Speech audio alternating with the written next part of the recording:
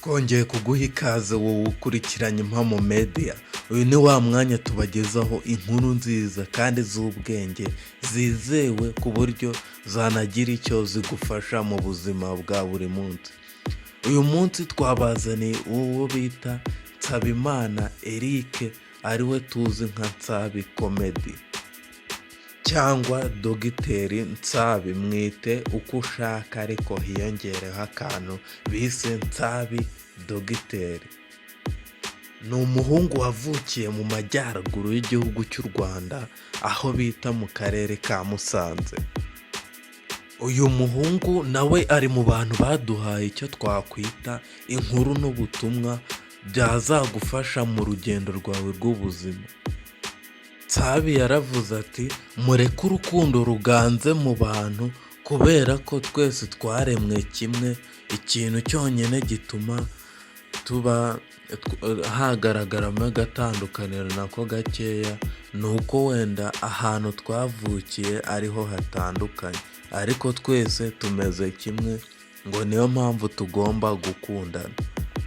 Ikindi Nsabi yavuze gishobora gutuma hagaragara itandukaniro ritoya ku bantu ni isura y'uruhu cyangwa ururimi abantu bavuga, ariko ibyo byonyine ntibyatuma habaho urwango ruba ruri mu bantu. Bigomba guhinduka abantu bagakundana kuko twese twaremwe kimwe.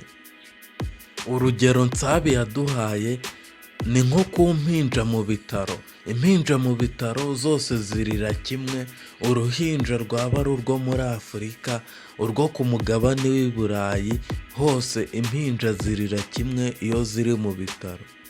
Nsabi yaratubwiye ati nta ruhinja rurira kizungu cyangwa kirabura.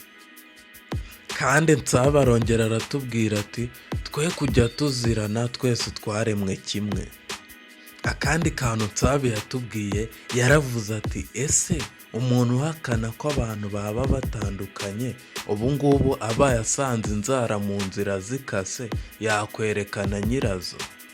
Akandi kantu Nsabi yatubwiye, yaratubwiye ati se usanze mu nzira bahakuriye umuntu amenyo, wavuga ngo aya menyo ni aya runaka, yaba ari umuzungu cyangwa umwirabura? Ni nayo mpamvu twese dukwiye kujya twikundanira kuko twaremwe kimwe. Akandi kantu Nsabi yatubwiye, yaratubwiye ati uje ugasanga amaraso mu icupa, wakwerekana nyirayo koko?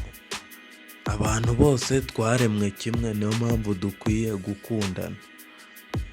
Nsabi yaravuze ati noneho iyo hiyongereyemo akantu ko kumenya Imana, twese duhita dusanga Imana ari urukundo kandi tugomba kuyikurikiza. Rero ari nayo mpamvu Nsabi yahereyeho avuga ati abantu ntitujye twikundanira kuko ntacyo bitwaye. Kuri wowe wakunze ibikorwa byacu, twakwifuriza kuba wakora subscribe, share na comment kugira ngo ujye ubasha kubana natwe n'abandi batari bahagera babashe kuhagera ku bwawe. Murakoze. Mwari kumwe n'uwo bita David Remy. Mugire ibihe byiza.